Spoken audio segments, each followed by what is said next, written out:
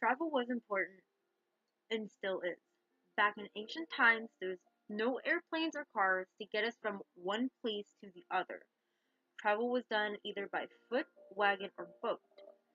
Boats were particularly important as it allowed people to trade and interact with others that they would never have interacted with, seeing as they were a sea or river apart.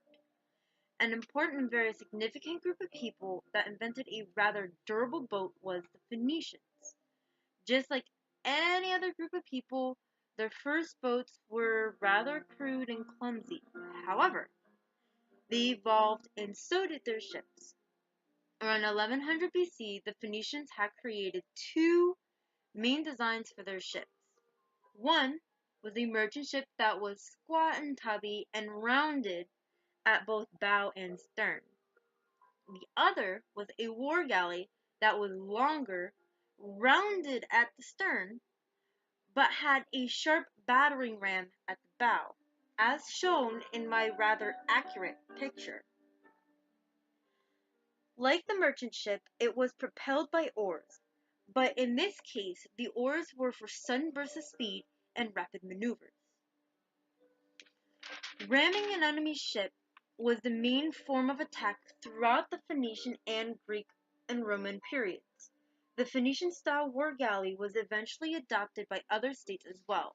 1,000 years after the first Phoenician example, the Romans equipped their warships with a bronze beak beneath the prow so it was hidden underneath the water. Around the time of Sennacherib, or Senna for the sake of this video, which was about 700 BC, his sculptures show great advancements in the Phoenician ships. The Phoenicians eventually started using a two-banked ship known as a bireme, again shown in my very accurate picture. Senna's sculptures show both style ships, the merchant and the war galley, with a mast at around center ship. The yard hung across the top with a sail close reefed to the yard. Within the next 2 centuries, a third bank was introduced, probably by the Greeks, known as a trireme.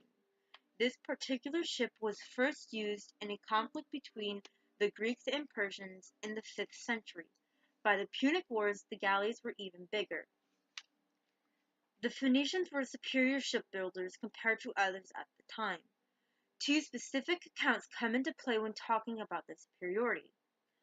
One is the account of Xerxes, while collecting his fleet of 1,207 triremes against Greece, and pardon my pronunciations of these states, he collected from Phoenicia, Cyprus, Egypt, Pamphylia, Lycia, Caria, Aeolus,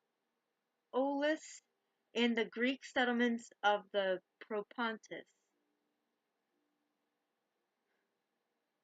When he reached Hellespont, he was anxious to test the quality of his ships and sailors and called forth the grand sailing match.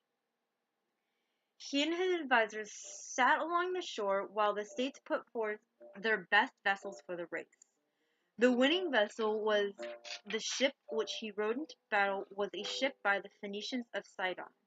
The second account is a testimony by Xenophon in which the following words put into the mouth of a Greek, again pardon this pronunciation, is Kanomachus.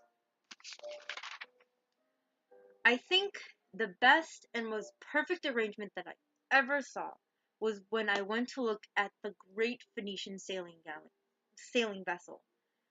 For I saw the largest amount of naval tackling separately disposed in the smallest stowage possible, and I remarked that they severely lay in a way that they did not obstruct one another and did not require anyone to search for them. And yet they were neither placed at random nor entangled in one another so as to consume time when they were suddenly wanted for use.